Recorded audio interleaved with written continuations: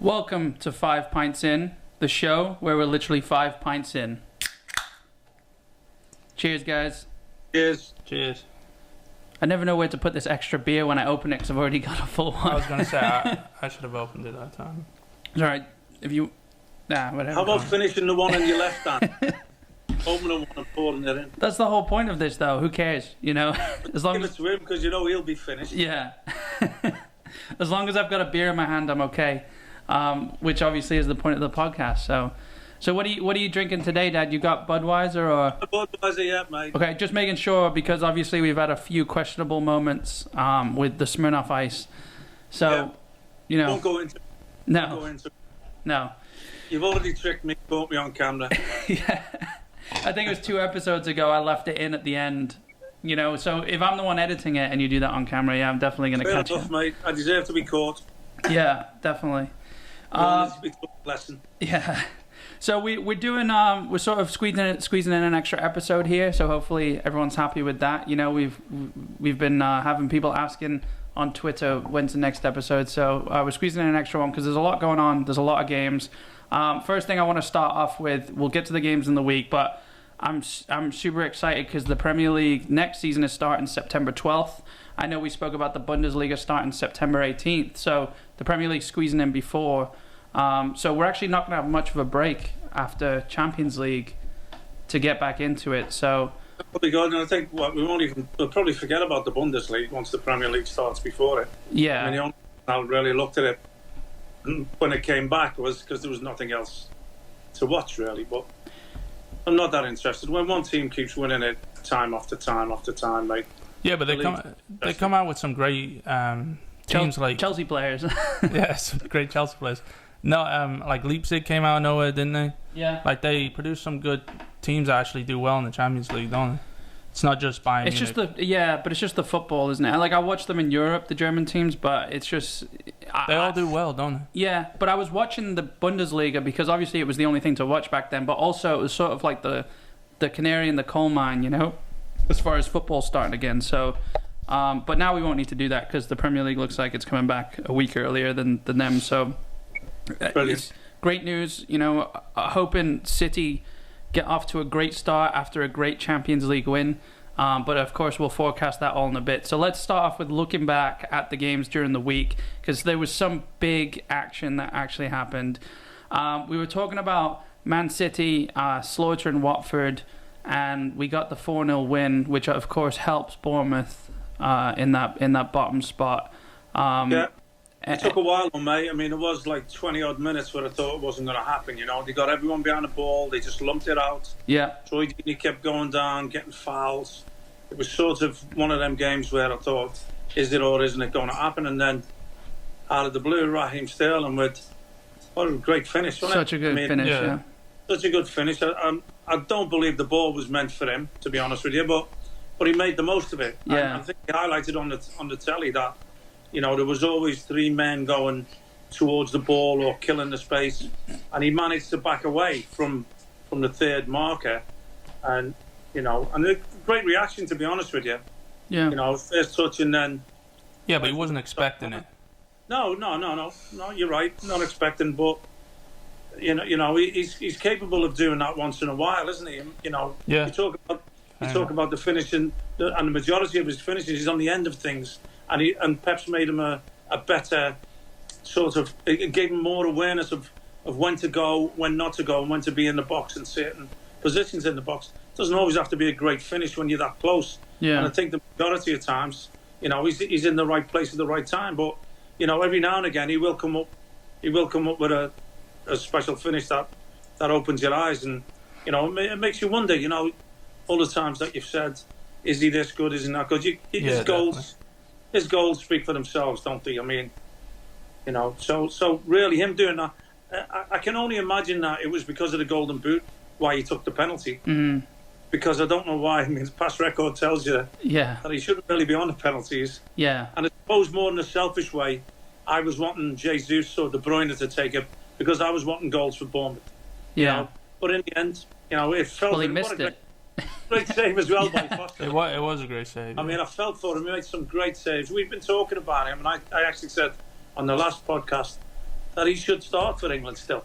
I would still have him ahead of Pope. He made a few good Pickford. saves. Yeah. He did, mate. Yeah, I feel for him. He's been in a side that's getting battered and dominated, and he's right up there as far as I'm concerned with the top keepers. But the 4 was brilliant, wasn't it? Laporte had a great time going. Yeah. 4 is what we were looking for, and then Arsenal going. Yeah. Pull out a shite. Yeah. You know what? I wonder about Arteta. I know Man City fans aren't going to like me for this, but I just wonder what he sees. I mean, you can say what you want. This will be their worst. How long's he been there? A season?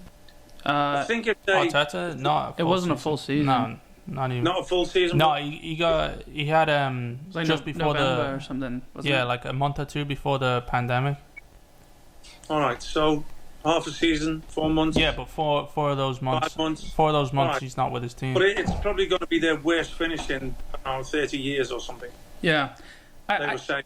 I want to say. Look, what gets me is okay. One thing, you're starting to. What are your options? What are your options at the back? Which I don't believe he has much. Mm-hmm. Which is always a problem for them. He started to pair Lacazette and Aubameyang, which I'm happy with. A couple of the young lads have been coming in and doing okay, doing well, in fact, or bursting on the scene and saying, okay, great potential. But then he goes and they're talking about he rested Granit Xhaka. Yeah. Rested him. And then when they're losing at half time or whenever it was, he brings him on as if he's going to change the game. And the fact that he rates him, it makes me wonder about what he actually sees about footballers. And I know City fans won't like me for that because he was Pep's assistant for so long. And only time will tell. But the fact that that's what he sees, it casts a massive shadow for me over what he's exactly going to do and achieve. See, I'm gonna obviously take. I mean, he was City assistant manager, and I thought he did a great job, and I think he had a lot of input under Pep, and watching him on the sidelines, I think Pep really respected him. As well. I loved him as a player. Exactly, as well. yeah, same, and I think Pep respected him a lot. I don't think it's fair to judge him on the shit that Arsenal have as players. Like, look at what he's working with. I mean, the fact that he has to rest Xhaka because he's his captain. Who else is he really going to play? I mean, he's got Torreira, who is. I mean, he's gone anyway. I think, isn't he? Guendouzi's had a fallout. Guendouzi. That's the thing. They're all much of a muchness. They're all bang average midfield players. Bang. Just the midfield, because Arsenal's attacking line. Even if you put that Saka up there, the young kid. It actually gets worse as you go backwards. Exactly, yeah. Your front line is quality, right? Yeah, one of the best in the league. Bang average midfield players. Yeah. Absolute dog shit defenders. There's no getting away from that's it. going to be Chelsea next season. And to be fair, though, it doesn't go all the way back because I think that keeper's done. Martinez has done really well. He's done well, and especially in the FA Cup. Yeah, in City. I think he's going to be the one. He's going to stop them going out and buying another keeper. Well, no, I mean, I'll forever say I don't know how long he's out for, but Leno is, I think, one of the best keepers in the world. Well, exactly. I know you've always said that, mate. But what I'm saying is now, because of his injury, they've had an opportunity to have a longer look at this keeper. Yeah. And now they go out and buy one.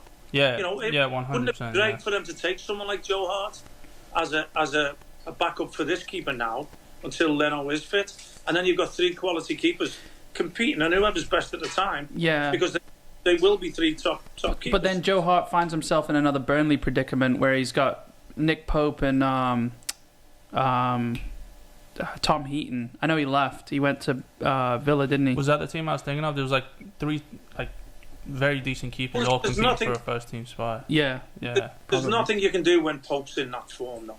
There's nothing you're going to get out there until there is an injury. So sometimes you have to wait your time, like this keeper's done at Arsenal. And it may be that when Leno comes back that he still starts Martinez. Mm-hmm. Yeah. I think he's done well. Well, there's nothing wrong with healthy competition. I say it all the time about Kyle Walker at right back for City. Not to just bring it back to City, but there's nothing wrong with healthy competition in positions like that. Yeah. Like you can't have the young lad who's on loan at Man United from Man United at Sheffield United. You can't have him at his age saying, I'll come back and I'll sign a new deal if you can guarantee I'm number one. Yeah. It's pathetic. It's childish. What you don't want the competition? You don't want push. You want it guaranteed. That's pathetic in my eyes. Did he say that? Yeah, that's what he's saying. I didn't see that. You guarantee me the number one spot. Yeah. I saw what he thinks is the best keeper in the world. Yeah. Right? Peter But Schmeichel. the thing with me, that Arsenal performance, I know it's personal again with the Bournemouth situation, but it was just toothless. Yeah. It just showed me that, they've gone Man City, Liverpool, whatever, and then pull out a performance like that. I think he's I mean, it's not even like he was playing young kids, because Arsenal do play young kids anyway, and that's because that's all they've got really. They've got Maitland-Niles and Saka and all the. I love Saka. Yeah, I just don't think they care about the league. I'm not making excuses for him. I think if they somehow win the FA Cup final, which. Jesus. I mean, with Chelsea, I think it could go either way. It's not a given, It's not like. But it's got Willock and Nketiah as well. Yeah, who's brought on. I mean, look, maybe I am being a little unfair when I go back to Arteta, and because of the youngsters he's got, fine. For me, this Granit Xhaka thing, and I know I harp on about it week in, week out. I just don't see a footballer. What would you have done though? What would I have done? Would you have who came out for Xhaka again? I don't remember. I'll tell you now. Did Torreira start? I've got the teams here. The thing is, I wouldn't have him involved. Torreira started. Danny Ceballos. Torreira came off for Xhaka. Okay. I wouldn't have him in the 20. Who, Xhaka? Yeah. Yeah. I wouldn't have him in the 20. I don't believe he belongs in any Premier League club. I wouldn't have him. And I'll tell you another one. Højbjerg. I'm going to Everton. From Southampton, he is absolute dog shit.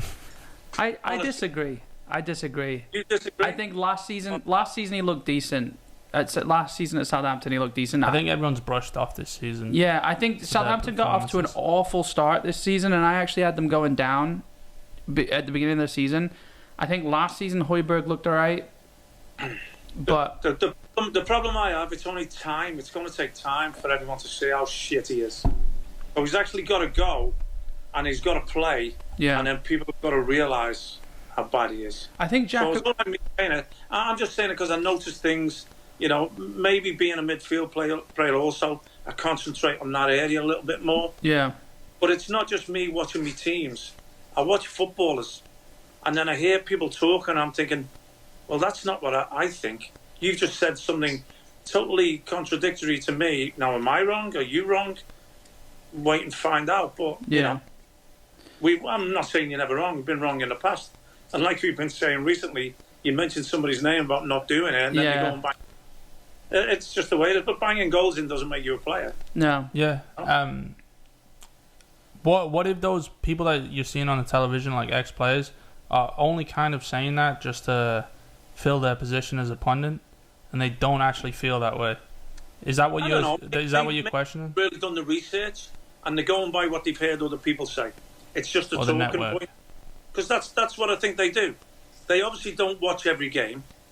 They can't. They're interested in the game that they're at, and maybe they're from a certain team that, they don't get the footy on like we do over here, mate.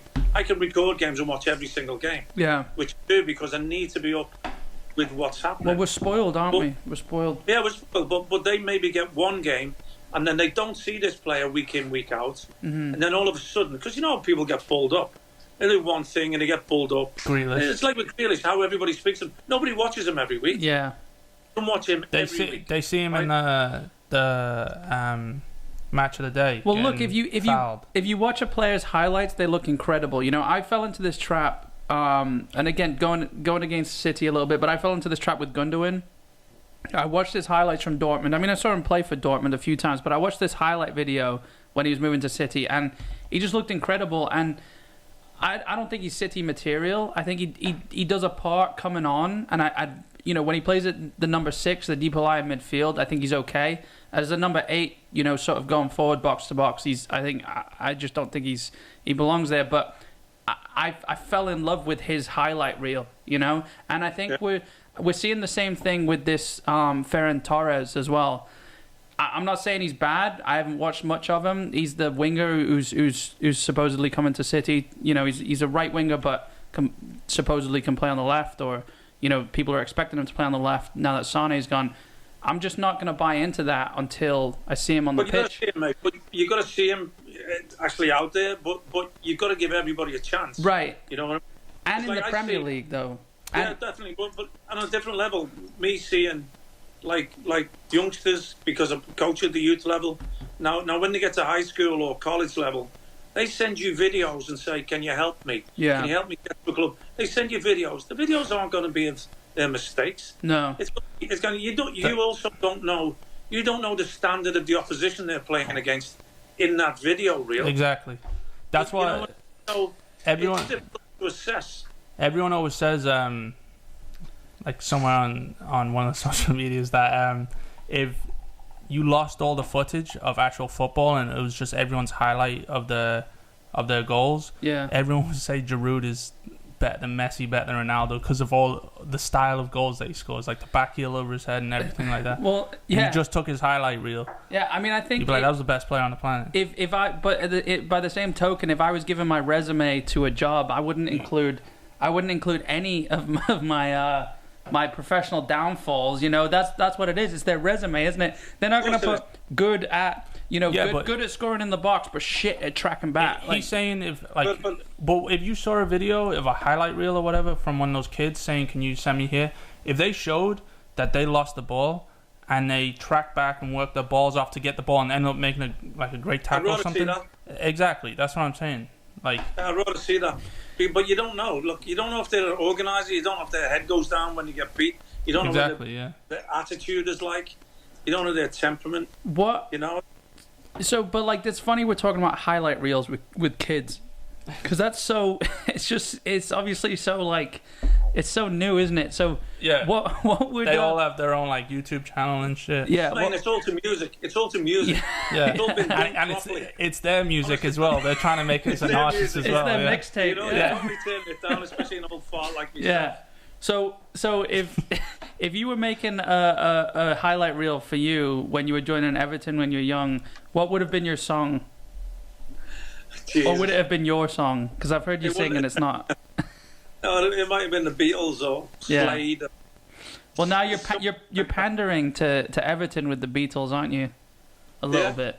Well, you know, it's where I was born, isn't it, as well? So yeah. You can't go wrong. Are you talking about the... That's funny, because what we were talking about earlier, how they're trying to... I'd have sent it, and they've seen it have been help. Yeah. You need somebody. No, remember what I was saying about... Yeah. How they're trying to implement, like, each player gets a song at their celebration. Yeah, I can't. I wonder who qualifies to get a song. Like, well, I must admit, when I signed for Miami Fusion, it was weird to me. As soon as I'd signed, like, they came to me and go, "Okay, what number would you like?" Yeah. I thought, I don't mind. This number's gone. Okay, just give me any. 6 was available, I think.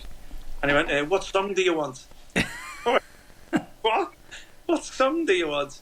Yeah, well, you know, if you score over the tannoy, we play your song. Oh, they did that back then? Well, yeah. I went, you went, I don't score. Iron Maiden, run to the hills. I went, Iron Maiden. Yeah. And you're right, they didn't play it. They did for an own goal once, but it was a mistake, yeah. They didn't want your only goal is an own goal. Yeah. They didn't want to pay, they didn't want to pay the 99 cents to use the rights to the song. It was actually fitting, to be honest, because the only goal is scored an own goal and it's run to the hills. Yeah. That's funny. Get out of it quick. So, but what would you say is the equivalent of, like, obviously before highlight videos with these kids, it worked a certain way. What, like, back in the day, or even before, 2010, someone had to come see you. You heard that you They were actually scouts, mate. Yeah. They had scouts working for them, maybe part time. That actually knew the game. That's how I was spotted, mate, when I was 12, I think it was. The scout went and seen me mum and dad, didn't know it was me mum and dad, stood at the touchline and said, "Who's the little number 7 there?" And he went, "Oh, that's our son." Yeah. And he went, "Oh, I'd like him to come to Everton." That was how it started. Yeah. They arranged for me to go down, tryouts, whatever you want to call them, and sign schoolboy. That was it. Do you think But now it's mainly stats. Now the scouts, professional level, I was about to say. they look at the club stats and see where they're lacking, and then look at stats for them players or pull up them players. I'm sure that's how it works anyway, because some of the signings that you get are abysmal. Now, do you think so? Obviously, I feel like they've probably had to do that because football is obviously now bigger than it has ever been. You just see that with the stadiums, with the money. Of course, yeah. So is that out of necessity that they've sort of switched to this sending your highlight reel, or? I don't know. I mean, I've heard all sorts of whispers that certain clubs have a great network of scouting, have people all over the world, affiliated and associated with the club that do actually visually do it. And I've heard whispers that West Ham only have one full-time scout. Yeah. It's ridiculous for a Premier League club, considering that's involved with the clubs. I'm sure you could take... But that's funny, though, because West Ham they've got a great academy, haven't they? West Ham have, in my opinion, they produce the best players in England. They're like Ajax. It was once upon a time, mate, yeah. It was. I don't know if... look, Declan Rice is from there, isn't he? And I think they signed him from somewhere, didn't they? Oh, did they? I know Declan Rice came through with Mason Mount. I know they're good friends. They grew up together, so I'm not sure if that has anything to do with where they came from. But I know it's changed now. Like you're saying with Arsenal, they're bringing kids in, so their system must be decent right now. Yeah, But when you look at Chelsea. They've probably got a great system, and they're going to feed other clubs with their system. I mean, we have can't break through into that. Well, that's because we have Chelsea has 75 players though on their roster. Exactly, yeah. It's a massive roster, yeah. Yeah, and 50 of them are out on loan. Yeah. So, the situation now with the games that happened, the Tuesday games especially, the Watford was great, and because that was the first game, I was all geared up for the Villa Arsenal, thinking, yeah, it's got to go. It's got to fall into place. Days that's going to go good for us, and yeah. I mean, it still really doesn't change anything for Bournemouth. They'd have still, even if Villa had lost, they still have to go and win. Yeah. No matter what. But now Villa only need a draw. Yeah. Or Watford only need a draw, which hopefully they don't get. Let's hope the West Ham that turns up against Villa is the West Ham we've seen and in the last few games. The Arsenal that turns up in the last few games. No? But, so yeah, I think we sort of overlooked Villa a little bit actually, and I know they're not. No, I think we overlooked Arsenal.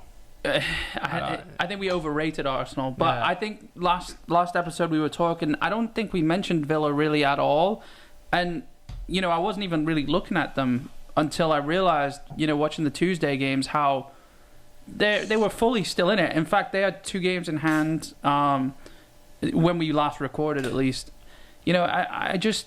I'm surprised. I guess we were. I think I wrote them off. I definitely wrote them off. They've got 7 points in the last 3 games, I think, mate. Yeah. With a good draw at Everton. Everton, again, you don't know who's going to turn up. So for Bournemouth on Sunday, you really don't know what Everton team's going to be out there, do you? No. It could be all over. It could be all over by half time. If Villa are, sneaking something at West Ham. If that Arsenal team turns up, who's to say Watford don't sneak a draw there or something? I think Watford are a better team than Villa as well. Let's just say, I do when they play. Yeah, I completely agree. Let's just say that Arsenal, didn't give a shit about the game against Villa, because it doesn't matter where they end up in the league. I don't even know if it fully makes a difference as far as their points are concerned. No, they just got to go and win the FA Cup. So let's say that was the case. But do you think they're going to look at this game a week out from the FA Cup final, and they're gonna go for it as sort of like a warm up? No, not a warm up, but they're gonna take it more seriously because it's the last game before the FA Cup final. I could see that happening if we're considering that they didn't take last game seriously. Well, listen, the way I look at it, mate, is you go on your last performance. If you was as embarrassing as they was at Villa, he's going to want to fix things straight away before they get into that final. So for me, I want to see him as a manager say, that was fucking awful. I need to fix some shit. Yeah. And get it done with a nothing game. You know what I mean? Yeah. I'm going to make sure we go into the cup final on a high note. Because you go in on a second defeat or a shitty display again. Yeah. and you know, the likelihood is Chelsea will run all over you in the final. So for me, I want to see him. I want to see him fix.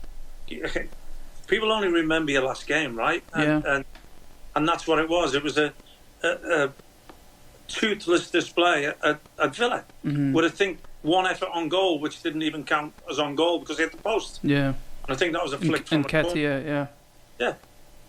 So, you know, I mean, fair play to Villa. They've got themselves back in a position where a point keeps them up. Yeah. Or everybody losing keeps them up. Yeah. Depending on goals against Watford and them, I think. But it's in their hands, at least, you know. Of course, yeah. Against a team who's safe. Look, we'd have looked at this last week. We'd have said Villa will lose at West Ham, Watford will lose at Arsenal. Yeah.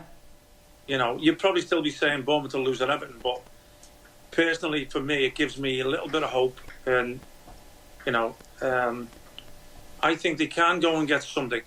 Look, you've seen the display at Man City. Can you replicate that? If you can, then they've what got Everton team is going to turn up? If they replicate what they did against Man City, it doesn't matter what Everton team shows up, I don't think. No, not really. No. I think that team would beat most of the top 15, you know? Who, Arsenal? No, Bournemouth. The Bournemouth team that showed up against City would beat...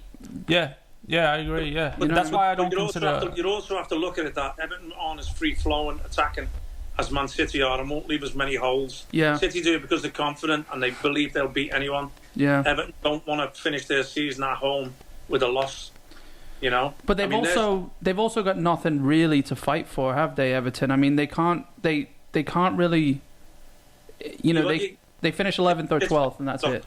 It's just personal pride. Isn't this the most points between Everton and Liverpool ever? I think I saw something like that. I don't know, mate. Something I haven't looked at. Ever whether There's Everton. that many records get thrown about now. I know, yeah. I mean, it's interesting.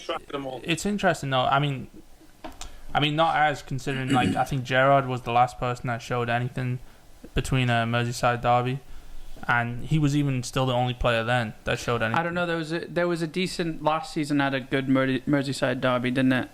Where Origi scored. Yeah. I mean, there was fire in that. 94th minute, yeah. Yeah, there was fire in that. It wasn't just any other game. I know what you're saying, like it, you know. But I think they do show, you know. I mean, I don't want to give any credit for Liverpool. I mean, that's my last derby that I think is the best, and I still even look at it, and I've seen some games that are just like you said, toothless. Well, yeah. I mean, you've got new ones growing now, though. I mean, City and Liverpool. You know, I mean, I'm talking about actual derbies, yeah. Yeah, but no, I know what you mean. I mean, to be fair, you guys are just like what Man United was throughout the 90s. Yeah. To compare it to Liverpool. Exactly. You know? Yeah. I did want to say, you know, I didn't watch Liverpool lift the trophy or anything, but I mean. No, me neither. Yeah. Can we talk about West Ham at Man U first? Yeah, we will. I just wanted to say there were 20 Scousers arrested, and it had nothing to do with the celebrations. It's just how. You know, people are in Liverpool. I watched it. Look, I watched some of the highlights about, you know, when they go around and talk to the fans. Yeah. There wasn't one Scouse accent. They interviewed about 5 different people. There wasn't one Scouse accent. Maybe they did interview them. Were Irish. Yeah. Lead them were Irish. There was a Cockney and there was somebody from Europe, somewhere in Europe. Yeah. 5 and there wasn't one Scouser. Yeah. There probably was only 5 interviews because the camera got stolen out of them. That's all I feel. I mean, look, the footage was stolen. Yeah. But look, fair play to them. Yeah. Last time game of the season, they've had an unbelievable, unbeaten record at home all season. Yeah. Which in itself is amazing. They've had the stage set up. You've got to celebrate. Look, it's open. I do feel a little bit that the fans can't be there. Yeah. Obviously, because it is for the fans. You know, I mean, it is great, you know, even for Jordan Henderson, who's just got the Football Writers Player of the Year. Ridiculous. We'll get to that. Well, mate, look, he's top team, captain. We'll get to ridiculous. First league win in 30 years. They don't just go about the individual, I don't think. Not the writers anyway. I think when you get the Player of the Year, it's a little bit different. But the Football Writers go on. It's a story. It is the top topic, you know, the top team and the captain of the top team. And they will want that fairy tale thing that he fills Stevie Gerrard's boots. It's the first time in 30 years. It's a good story. You know, it's a story. It's not true in any way, shape, or form, but well, look, fair play to them, and I didn't see the celebrations. There's no point in me as not a Liverpool fan watching their celebrations, but let them have it, and great, you know. Yeah, enjoy. I think my joke misfired because I was really just making fun of Scousers and I was trying to get a reaction out of you, you know. But I think it went over your head and I maybe shot it in the wrong direction. So that's all I'm saying. But I think, you know, they should. Eyes couldn't see where you were pointing it. They should. My you know, just to break it down and make it even more awkward of a joke. It was just about Scousers being arrested. All right, this is terrible. So, but I do think. Oh no, I heard it. Yeah. Well, I thought it was funny. But don't forget this Scouse has been arrested. I know. Well, that was the joke, you know. So, I am happy for them. I will stand by last year's Liverpool side 17-18 were better than not 17-18. Last year's Liverpool side were better than they've been this season. 19. Yeah, with their 97 points. I mean, if no one goes past your centre back, no one's gonna. Yeah. You know what? I've seen Klopp, and I don't agree with what Klopp said. The best Liverpool side ever. Did he? He actually said that? I thought. Yeah, he said that. Yeah. Well, did he actually say that? I watched the interview, mate. It came out of his mouth. Yeah. Yeah, you can't. Somebody's saying he said it. I mean, you see Frank saying that he's giving it the big one. But there was incident in the game, mate. What a great game for the neutral, anyway. I know you're not neutral. I said that. One of my friends was texting me, and they're like, "Liverpool's already won the league. Is it worth putting this game on?" And it was only like 20 minutes in. And I'm like, "Yeah, this is gonna be one of the last best games of the season." Well, believe me, when there's rivalries, mate, when it's like that, I mean, you don't want to lose anyway. They needed to keep their unbeaten record at home. Plus, it's Chelsea. If you can stop Chelsea getting into Europe, that's enough incentive. It's a bonus. It's like me when I said with West Ham, I put it out there on my Twitter, let's go and throw a spanner in the works and rain on their parade. Let West Ham, like we did in '95, you know, hinder them winning the title. For Blackburn, let's go out there and stop them getting into Europe. Yeah, that's what I would be thinking. Yeah, I agree completely. I mean, and then I did tweet the day after. I did do the emoji of a spanner, well and truly placed, and then the West Ham hammers, and somebody came back and went, "Hey," as if like you couldn't understand what it meant. You know what I mean? Yeah. So it was straightforward. Da Vinci Code over here. Yeah. But I wasn't going to go and explain myself. I just left it. Just blocked that guy. I just said, "Come on, Leicester." Yeah. Come on. That's how I answered it.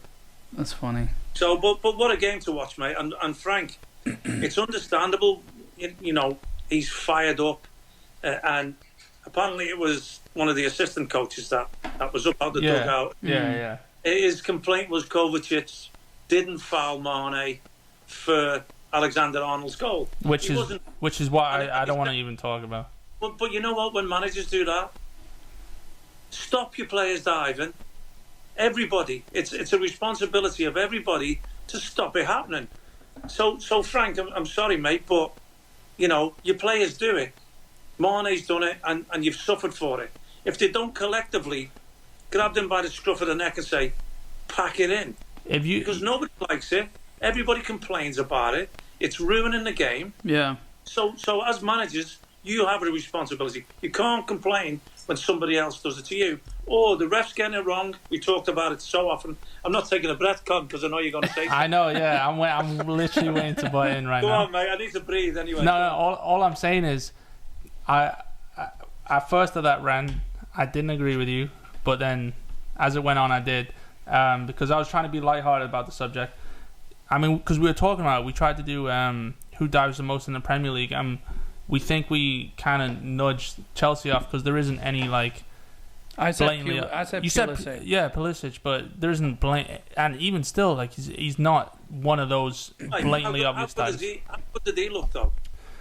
You know what's bad? I've been saying, you know what's bad when my favorite player for as much as better as Willian is than him, Pulisic is my favorite player. I couldn't even spit that out then. Right now, yeah, right now. Well, who else? Who else? You know, Best player. He's been one of the Premier League's best players. Yeah, he has. Yeah. Yeah. And it's gotten to Chelsea's point, but I heard Frank talking about him, talking him up, mate, like he was their most important player right now. Sorry. That's how he sounded. Well, so what I was going to say... He's only going to get better. Yeah, I he's agree. young, right? What, 22-ish? Yeah. I mean, I think 24 at most. But what I was going to say was, I completely agree with you. If your players are diving, you need to, especially if you have some players like Mane, who dives. 21. Jesus. All right, I like him a little bit more now. But if you have players like Mane, like I remember when it happens when you play. If you see one of your teammates diving, you kind of you get pissed at him. You know, you don't want the free kick. You don't want. I mean, if you, in my opinion, treat to yourself. So what I think, there needs to be a team like how Bournemouth came up or how Leicester came up, to where they have a manager that says that will punish their own players if they dive, but they still do well. Yeah. You know, he can't be doing that when they're getting lower and lower in the team. So there needs to be a team like that to stop it. That must have stopped Jamie Vardy, because he was one of the worst at one point. I know, yeah, exactly. He was one of the worst. Like, but that's the thing. Throw that leg across. And well, I mean, it says something like Man United. Where are Man United without, how many penalties do they have this season? 18. Yeah, something like that. Where are Man United? 19, I think. 19. Where are Man United without those penalties? You know, where then without those free kicks? Like, don't get me wrong, Trent Alexander-Arnold's free kick was great, and you kind of have to applaud him. But I was still pissed about what Mane did beforehand. Here's the thing, though. We can say that all we want. You know, the managers need to take control. But you know, if like let's say you're in a car and the speed limit's 55, but your parents are telling you to go 50. You're still going to go 55, because that's the law. You're probably going to go 60. So if the league doesn't change the rules and the referees don't change the refereeing, the players are always going to play to the rules, right? So if you go down and you know that you're going to get a penalty, you're going to go down and get a penalty. Well, that's why I think Wilson's been playing like that for Bournemouth. Yeah. It's like it's the difference now. With a relegation battle, it's not going in blood and guts. It's... Now my striker. Well, it's tactical. It's almost it's tactical. It's that's tactical, all. Of course, it is. And I think and I think that's wrong as well. Like and we can say all we want. Like if we were playing, obviously we didn't ever play. But if we were playing now, like we would never do that. But like the rules have to change first, because people are always going to play to the rules. People are, or they're going to manipulate the rules in their own favor. I mean, we've always said, haven't we? We said. The equivalent of diving, it isn't just like a little thing that's been crept into the game. It's like one person's like, I want to cheat, so I need to cheat. Here's a way how I can cheat. Yeah. And we've always said it's the equivalent of if you knock a chess piece over and the opponent goes down to pick it up, and then you move a few pieces around. It's as crucial as that, because you're getting penalties, you're getting free kicks where people are scoring from them, red cards are happening, If it's in you, it's in you. That's my point. If you cheat at football, I wouldn't play you in chess, So I'll do it. Exactly. And then you got the icons. You got the icons like Ronaldo. I disagree, though. I think people are saying if he's doing it, I'm doing it, and I'm not breaking the rules. So morally, I'm not wrong. I think there are players who have that inside them. Because even you look at, I hate to say it, but David Silva, he never really used to dive, and then he started going down a little easier. Happened with Messi. Kevin De Bruyne started going down a little easier, and it's like, because it's really Hazard had a bad stage. It's not fair on those players who are playing by the rules when all these other players are and I'm not condoning it by any means, but let's keep it as it's not fair on them then. Exactly. You don't need to say anymore. Not you cheat as well. No, I know. Keep it as it's not fair and try and change it the other way. Yeah, but get rid of the cheats. But they're like allowing them cheat as well. Yeah, but as an individual player, you're like a voter. Like what I'm doing is just it's not going to make a difference it's not going to make make a difference as a group if they can all get together and do it. Together. All right, let's say there's a team like that. Let's start with one. It has to start that's with what one. I'm saying, and it can. But here's how it's fixed. It's you've got VAR. Use that shit for what it's meant to be used for and book the divers, but it's almost like they don't wanna intervene in that shit. They don't want to make the referees look bad. Because the referee didn't see it. But okay, but let's say you do get a team that doesn't dive all season, right? They are the perfect team in decent football gets fans' relegated. eyes. Put my money on it. No. Doesn't get relegated. Goes to a cup final or something like that. Yeah. And all it takes is one player to He goes down. The striker goes down in the box, dives. They get a penalty. They don't kick it out for a throw-in like the decent human beings that they're supposed to be. No one's gonna do that. And then they win the final. So now they're corrupted, and then that's just the cycle started all over again. No one's gonna do that. I never finished. Yeah, earlier, sorry. Yeah, that's all right, mate. I was going to say it's got to be collectively. It's got to be managers. It's got to be players. that's my point. It's got to be VR. You've got to all get on the same page, and until you get together and fix it, maybe in the off season now, until you get it's together, got to happen behind the scenes. You put everything out there. You fix the VAR, you fix the referees, and let them know it isn't a slight on you. The reason we got VAR isn't because you're shit. It probably is because they are. Yeah. But you know, at least now let's come together. Where's the next wave of referees, by the way? I don't know. We've seen they're like the Supreme Court, you know. It's this closed they never die. shop. Yeah. It's this closed shop that don't want anyone in. Yeah. It's like Premier League managers now. You need to go 4 years and get all these all badges and all this shit. Look, and they don't want anyone in there. Could you imagine? Could you imagine if they actually employed ex-players to do that? And like I've said before, they're making like 120 grand a year, which is extremely more than what they were making in that cushy. day. Yeah. So if you get ex-players from 10 years ago, now it gives them something to. I know their bones are shot, and you know it is a lot of running. Cheers. But well, no, I'm talking after your, you know. Right. I've had it now. Go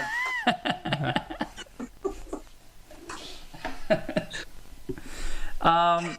Was that you on that show saying your ligaments? Look, I think. Look, I completely get it. It's down to the. In fact, I disagree. The rule needs. I disagree with myself. Yeah. What is wrong with you? No, here's what I'm saying. Did you have a sex change?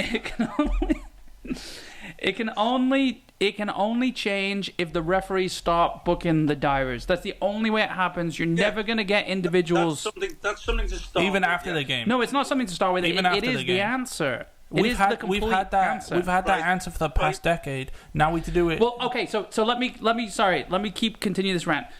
The reason they're not doing that is because they obviously don't see it as a problem, and until they see diving as a problem, they're never going to try and fix the problem because there is no problem to them. It's comfortable. The problem is you need VAR to help them see it because they don't see the dive like they don't see the foul. All right, but that's fine. VAR, and then you're going to go full circle. They're going to go, oh, it has to be a clear and obvious error again, and then that means they're wrong. No. And then that's VAR coming in. Yeah, I know, but it has. One has to use the other as a crutch instead of just like disregarding each other. And well, yeah, but apparently it's reputations at hand of referees. They don't want to look wrong. No offense, which is ridiculous because who cares about the referee? Yeah, I think even other referees don't care about other referees. Yeah, well, they do. But they care about themselves. I know what you're saying. Yeah. So they don't. You're right. They don't. I'll do well for him, so he does well for me. Yeah, and clearly there's this little mafia. You know what happened? Mafioso. You know what happened? They got a little bit of fame, didn't they? Yeah. They got a little camera time when every time they stopped the game, they left it with 3 minutes. I think I saw Mike Dean with slits in his eyebrows. It's like a poker player. That started with Clattenburg. Like a poker player. Yeah. Oh, he's got 7 deuce offsuits. He's gonna play. And he's at the World Series, and he knows it's his turn. Yeah. And the camera's on, and he takes about 2 minutes to fold. Yeah. You know, that's what the referees are doing. But I think that's Mark.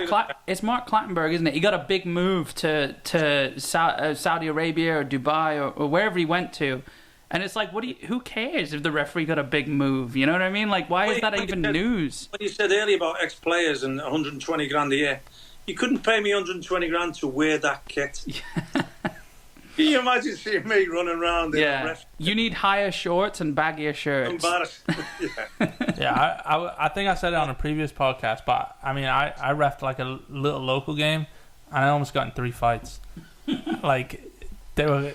Or with the little kids? No, they were kids older than me. I mean, kids Could you see those stats as a referee? 3 red cards, on the ref, like. Yeah, it was horrible. It's one of the worst jobs ever. Yeah, but not for. All right. Can we get to the West Ham performance? I almost kicked the ball like 5 times. Yeah. You stressed earlier about Man United and penalties, right? And the West Ham game. What an absolute embarrassment Paul Pogba was. Yeah. It looked. What an absolute I was going to say shitbag then. What can I say? See, You can say what? shitbag. You're Yeah. on the verge. You're on the verge of getting Champions League. Somebody hits a ball at you, and instead of being brave because it could cost you the game and the Champions League, Yeah. and getting hit in the face with a ball, I've got to not only put my hands up, but dive out the way as I'm putting my hands up. I didn't want it to hit me hands. Never mind me. It looked like he was blocking a punch. You know. Look, you talk about, okay, he's been controversial since he's been in it. He's come back and he's looked like a footballer because he is a talent. You can't get away from it. When he's on, he's a talent. Yeah. But that, for me, how many goals do you see where players are stepping away and turning their back? Yeah.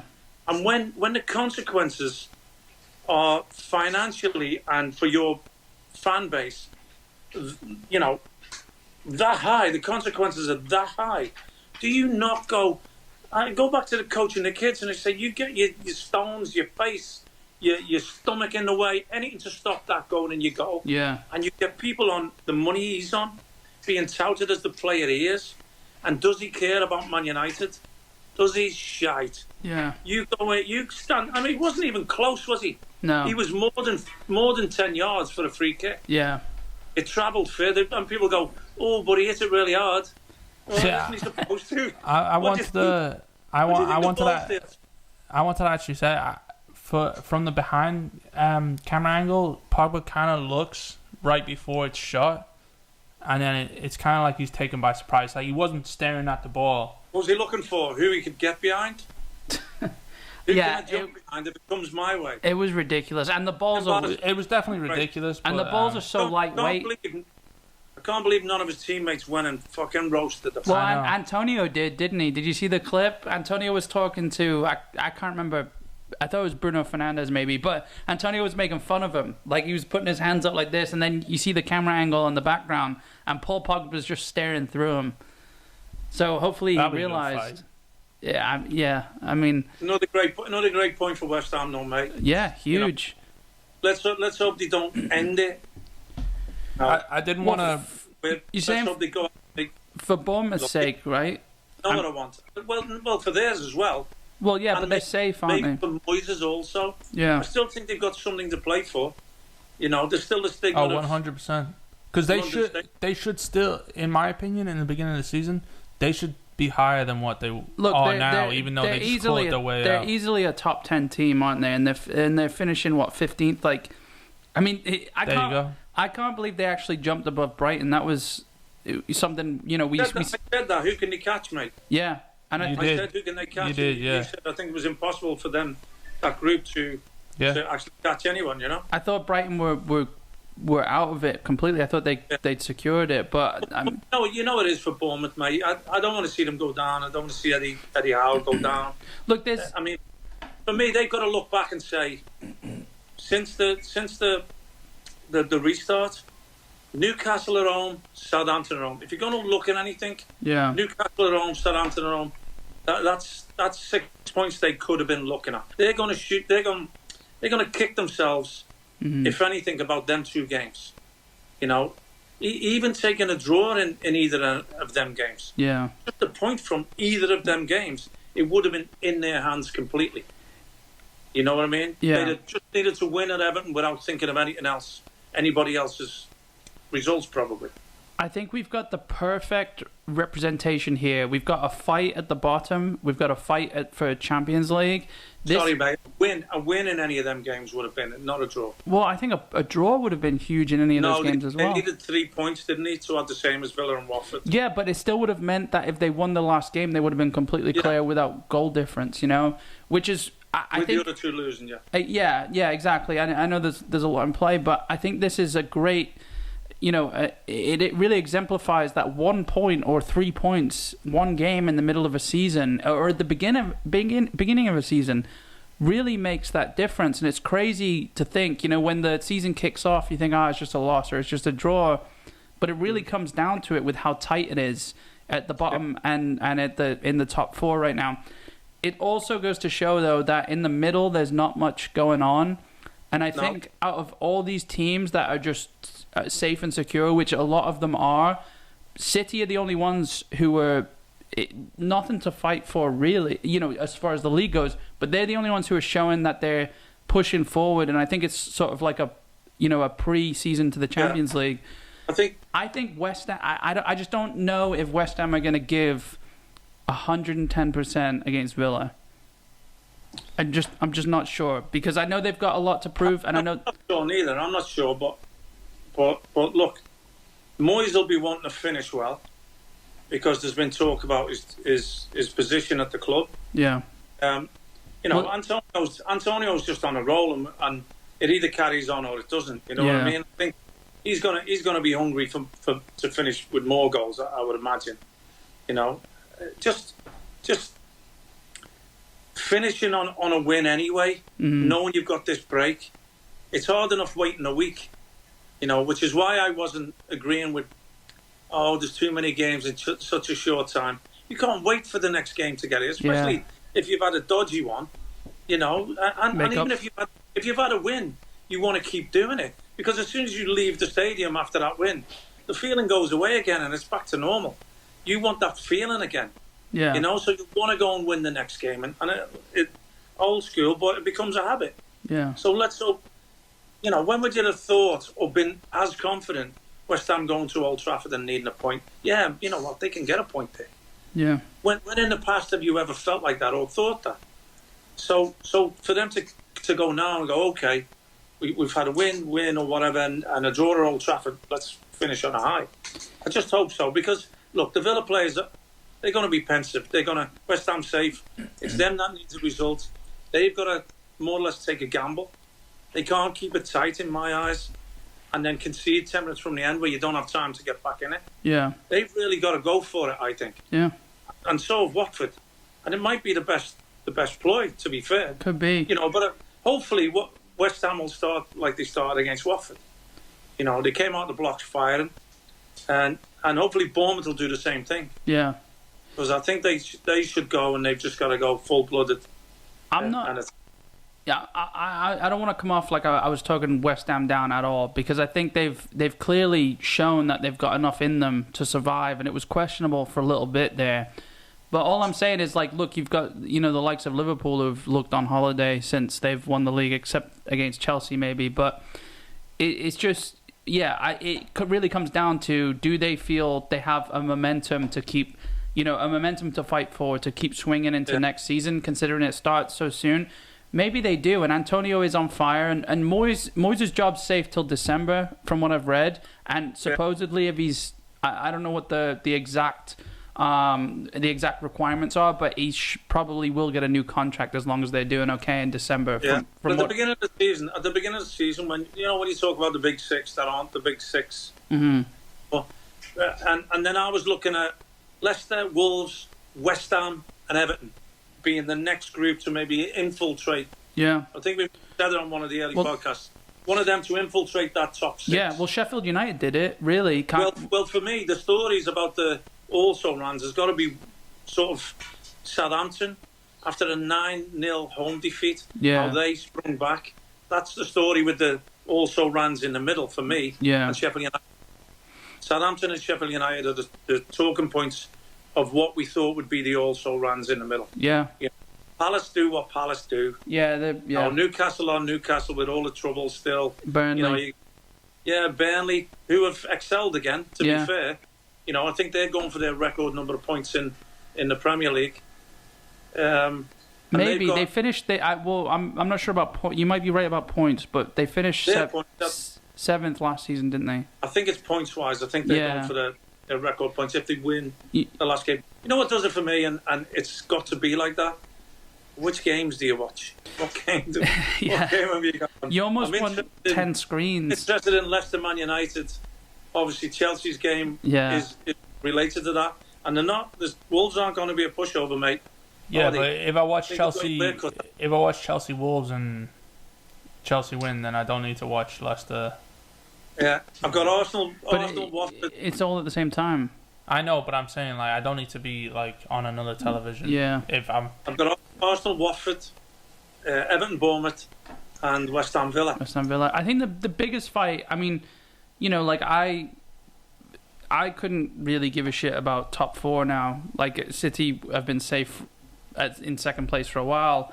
I mean, we'll be watching the games together, and obviously. Would you rather Man United finish behind you or Chelsea? No, I would rather. Yeah, but I would rather Man United finish lower than Chelsea. Obviously, or as low as Man United can finish. But my thing is, I'm looking at Bournemouth really, Yeah, and that yeah. pertains to other games. Really. I'm actually doing Radio Solent between 10 and 11 Sunday morning. What? Radio, the Southampton-based radio that does the Bournemouth Okay. thing on there. I'm just going to do a little 10-minute spell with them, with me mate Big Willow, who I played with. Yeah. He does the radio all the time down there, and they've asked me to do 10 minutes. Yeah. Well, that's definitely going to be the game with an eye on, the West Ham game on my phone, maybe, to make sure they're doing the business well. Yeah. Bournemouth go and get the win, 1-0 win at Goodison. I think. It'll be enough, I think. And that's West Ham beat Villa 1-0, Watford to lose, and Bournemouth to win 1-0 for the goal difference to change round, flip-flop. Yeah, and that's two of your teams as well, Everton and yeah, but Everton's sitting there. I've always said I'll go with the team that needs it the most. Yeah, great upbringing at Everton, mate. I love them to death, but right now Bournemouth need it. Yeah, I've got to go for that, and I can see them getting a 1-0 win there, mate. Yeah. Yeah, I mean, it's going to be a massive day tomorrow, and again, we'll cover all the latest action when we record on Monday. Hopefully, we'll get that episode out Monday night or Tuesday morning, and we'll get a reaction there. But there's a lot going on, and it just makes me so excited that next season's starting again, September 12th. But before that, we've got Champions League for all you City fans.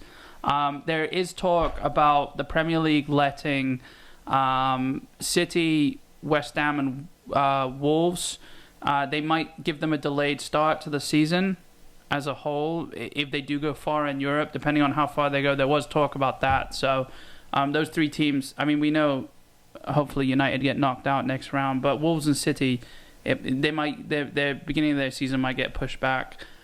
Pep said he thinks everybody will be fit for Real Madrid, including Aguero. Apparently his surgery went well.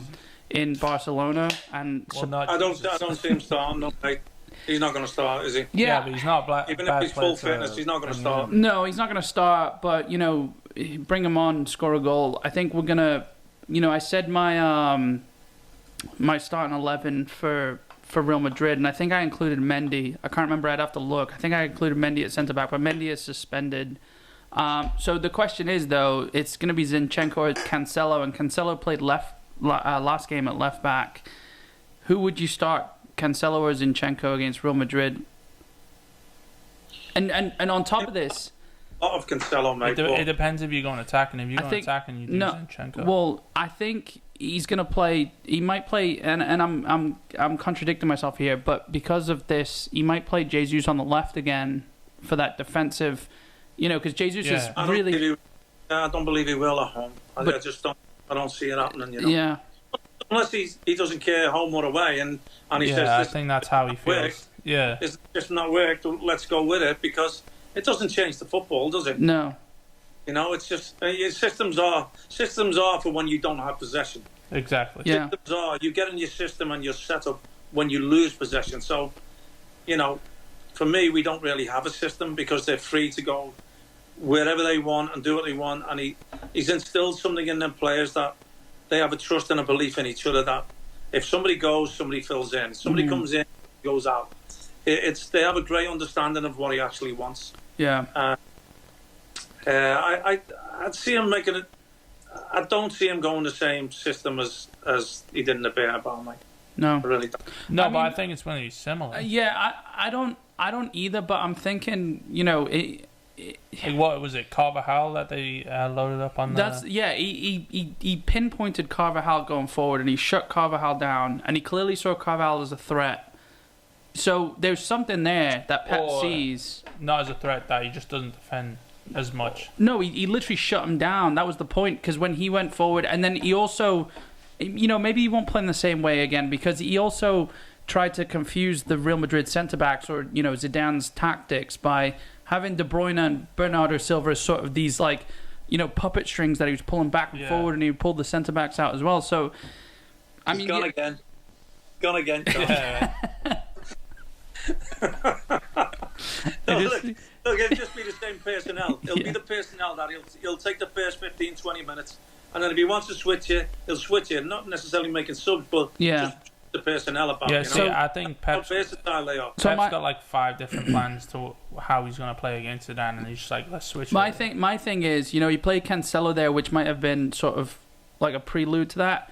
I think Pep's system gets completely, his whole game plan gets flipped around when you've got a right-sided player on the left wing, not as a winger, but it changes the dynamic of the runs from fullback. Well, they're not doing what Sane did, where he would just get down, bomb past people, and put a cross in. Yeah. So I know Pep values Cancelo highly, and I mean, he's not a left back though, is he? He's got no left foot. He literally would bomb forward and then cut in right, which is kind of what Sane would cut in, wouldn't he? He wasn't exactly. He wasn't. He was alright on his right, but he would bomb past everyone. Yeah, that's fine for Man City though, because we don't really go beyond and get crosses in the box, do we? No. Well, recently we've tried for some weird reason against Arsenal in the semi-final. It goes back to the even when what was it? Was his name Jesus Navas? Yeah. Jesus, yeah. Right winger. He's at Sevilla now. Every single cross. I mean, he was lightning. He scored 1 or 2 crosses. Yeah, I think crosses. But every single cross was on the floor, and they had Dzeko back then. I remember he was like your biggest pet peeve, where it was, why can't you just put the when Dzeko's on the pitch, he would still put it. He would go past someone, fizz it across the floor. You can still put low balls in, but you have an option. Yeah, I know, but if you have Aguero, you have every single option. He's been known to beat people in the air. Sometimes as well. You know? I just to the point, George, just to touch on before we go. How many goals is Sterling behind Vardy? This is something I'm just thinking now. Is he 3 behind? Let me see. He's 4 behind. Vardy has... Can he bang 4 goals in against Norwich? Yeah, absolutely. I think you have 8-0. He banged 4 in against. If Sterling ever gets the golden boot in my lifetime, I know he's the same age, isn't it? Yeah, but don't you have Norwich? You have City against Norwich 8-0, right? That's your prediction. Yeah, I didn't say Sterling was even going to get 1. No, but I didn't say Sterling was going to get 1. If City win 8-0, Sterling's going to score at least 2, 3, maybe 4. 3. Are you joking me? He will. 3. He scores. I think he's going to fall short. I think he's going to fall short because I can't see him getting 5. He does. And then Leicester have what? He falls short of 5? Well, it depends on Vardy. All right, how about this? This is almost. Vardy score the winner against Man U? Oh, that'd be beautiful. But I'd settle for Sterling not getting 5 then. But I don't think Sterling does well when everyone else is doing well. He's literally has to be the end product. Yeah, but if City are winning 8-0, that's what I'm saying. If City are doing that well, De Bruyne is scoring 1 from 30 yards. Jesus is scoring from 1 outside the box. Jesus needs to Laporte's scoring like 2 headers. It's not all let's pass. Sterling's well, he scored 2. He scored 2 against. I know, and that's why I'm saying I don't think he's going to score again because he can only score so many. I think he might rest Laporte, mate. Maybe. I'm not saying him.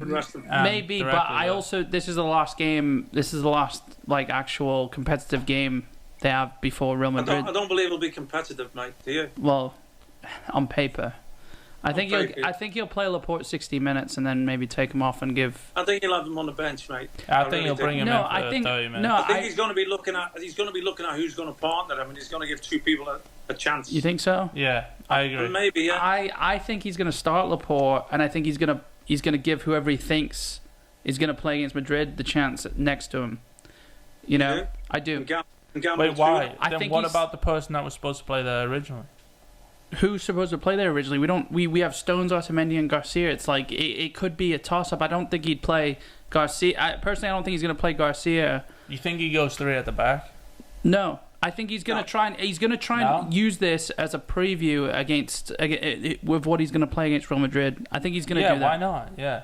And I think it'll be Laporte for 60 minutes, and he'll start with I don't know, he might start with Garcia, but I just don't see him starting Garcia in the Champions League like that. I think you should phone Norwich up and say, do me a favour and play like Real Madrid play. Yeah. Play their system for me like you do on the training ground. Yeah. But Norwich are so resigned right now anyway. I mean, they had 2 men sent off in their last game. They're not going to play football at all. So it's up to him, isn't it? It's up to City.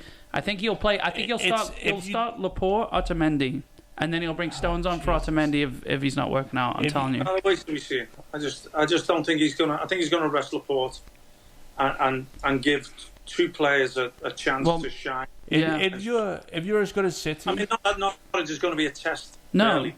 No, but that's the thing. It could just be another training session because you know how closest to the game they set up the team and they'll play against. They'll have that team against. I'm seeing it. Yeah. Yeah, I know. So I think they'll literally do what they're going to try to do against Real Madrid. That's what I'm saying. That's why I think Laporte will start.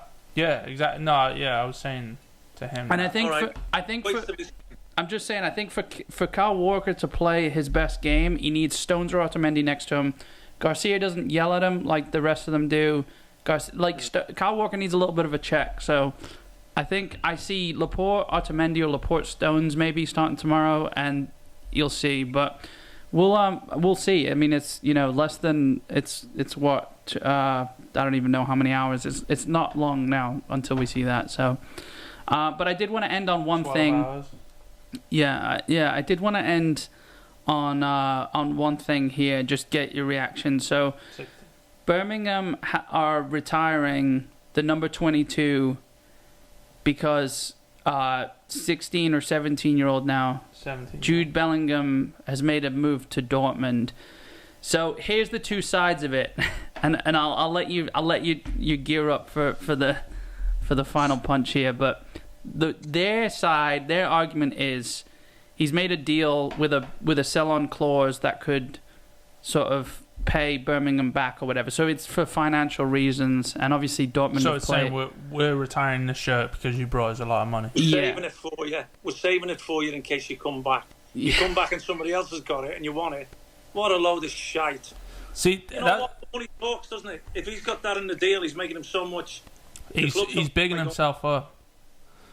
It's funny.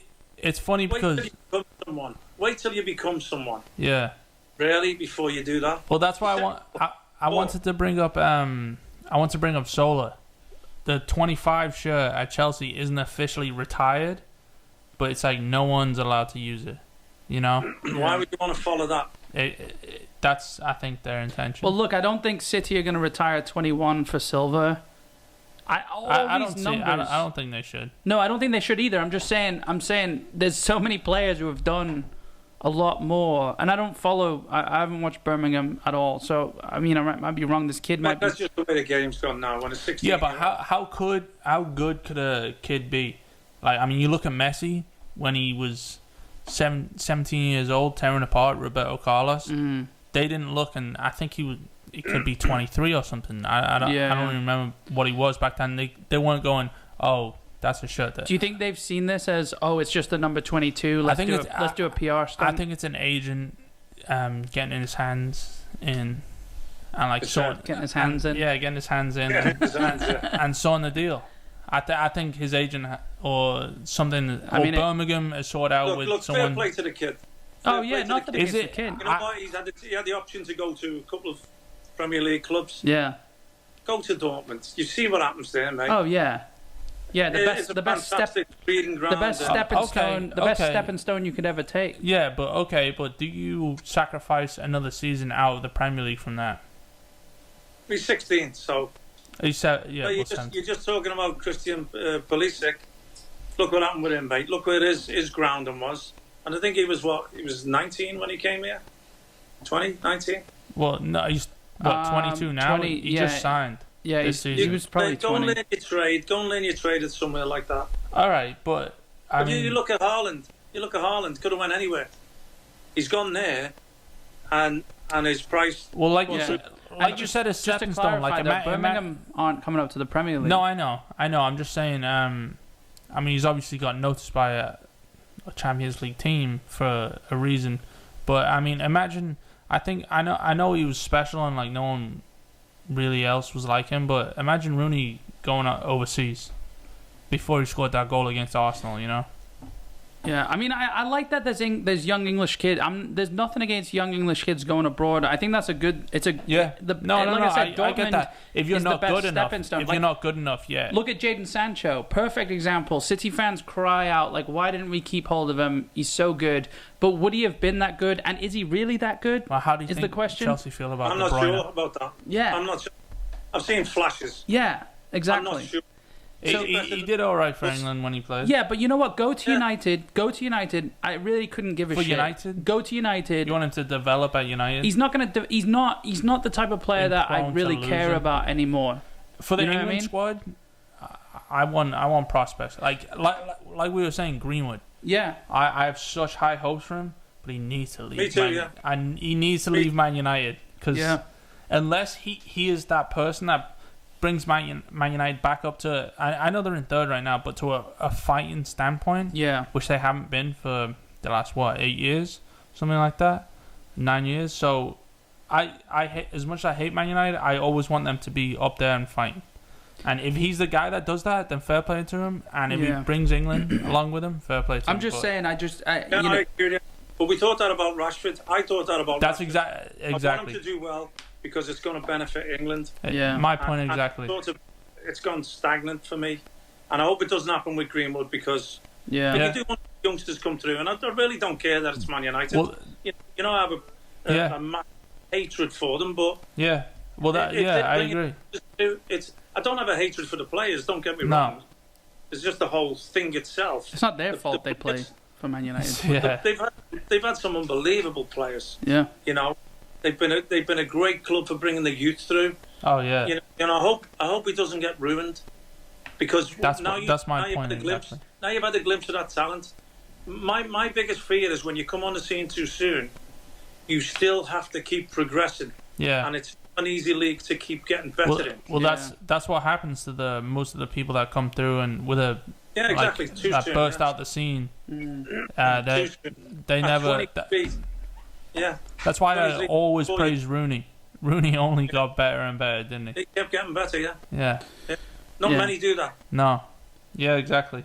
I just think it's just weird that they're retiring that number, but you know, I mean, they have their reasons and well, whatever. It's going to be interesting Monday, isn't it? Anyway. I would hate to be a Birmingham fan, and that's like what the club's going with right now.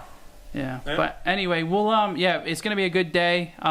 Tomorrow we're recording this on Saturday, so Sunday it's going to be a good day. You know, and there's going to be a lot going on, and I'm looking forward to watching it. Wish we could all watch it together, you know. But it's going to be upset. We'll be on the phone anyway, and we'll be watching it. So after a few pints, we'll recap and we'll plan Monday's episode, and I'm sure we'll have some good stuff for all the listeners. But anyway, guys, thanks for listening in, guys. Just make sure you go to 5pintsin.com.